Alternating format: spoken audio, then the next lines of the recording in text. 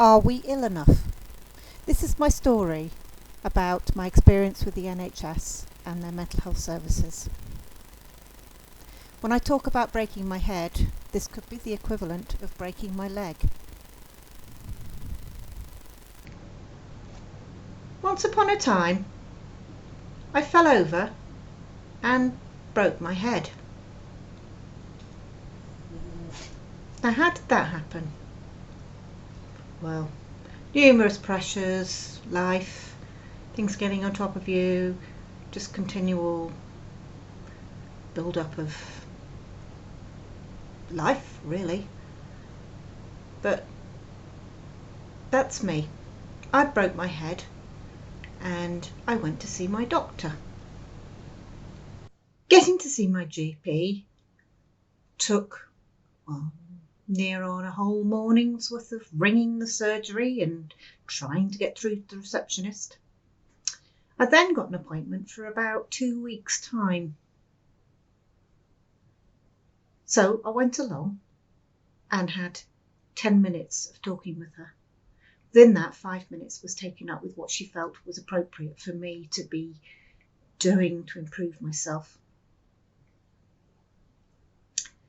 Let's put you on a mindfulness course. That might help. That was as helpful as rubbing cream onto a broken leg to make it better. In fact, during the time I was on this 12-week course with about 10 other people talking about not thinking about our thoughts, I actually got worse and further down that hole to a place where I actually did feel as though it wasn't worth living.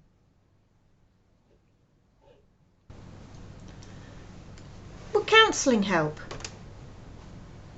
Well, I said, it might do, I don't know. I'm not the professional. I am somebody asking you for help. Well, we'll send you off for some counselling and see if that helps. Hang around for 3 months until they ring you, and then you can be assessed, and then you might be seen within another month. So obviously I wasn't that ill. Not that ill. The counselling did prove to be very helpful. I seemed to gel very well with the counsellor, and we worked through some issues that I was having and set some goals. It was CBT therapy that I was receiving, which very much helped. And my thoughts were, if I'd have started this 3 months ago with somebody being supportive, I may well not be as down as I am now. But they're professionals and they know better.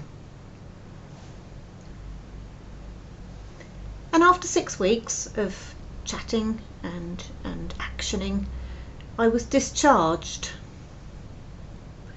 Discharged. That's a nice word, isn't it? It's a little bit like I'm a bit of snot, really, being discharged. Anyway, I would say I had just begun to feel better and to feel as though I had got a bit of a grasp on coping with life. So I'd just begun. But that was it. I could ring them up again and be put back onto their waiting list if I wanted to have any more support. But I moved on, slowly trying to build my life back up again after, I would say, a year's worth of not really bringing in an income. Slowly building my business back up again. And then a short period later, my son turned to me and said, "I'm not feeling very well, Mum. I'm feeling very, very anxious." As a mother, I listened to him.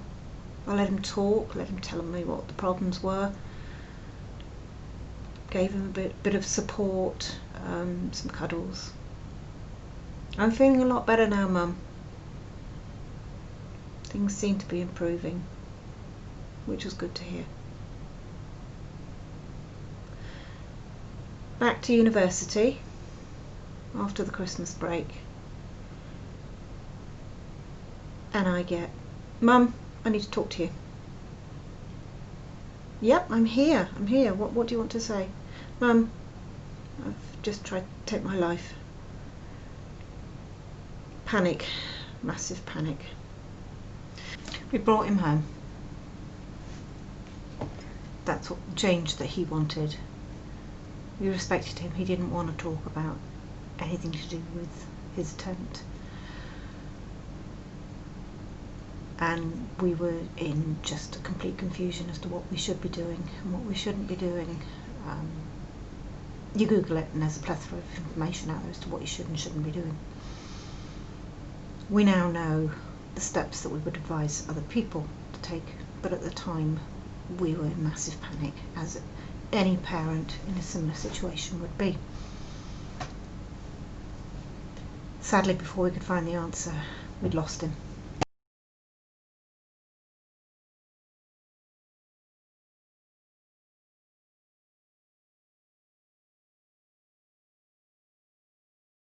Now, in telling you our story, I'm actually feeling quite anxious.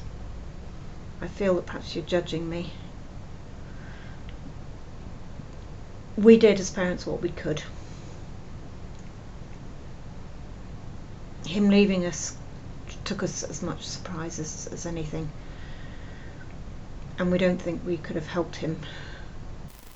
I'd lost faith in what the NHS could offer me. I didn't feel that I could contact my GP. I didn't feel like taking him to an A&E was the right answer, because he just wanted to hide away in his bedroom, and it would have been quite forceful to have got him there. I'd lost belief, trust and hope in the NHS and the services they offer. I like to think if only, but it's happened, and that's that. But what we can do is try to facilitate change. Change is needed in this NHS. I want people who have issues with mental health difficulties, either themselves or those that are looking after children, to be listened to be respected, to be understood, and to be seen as perhaps not ill, but potentially ill, and that this is very, very serious and can lead to death.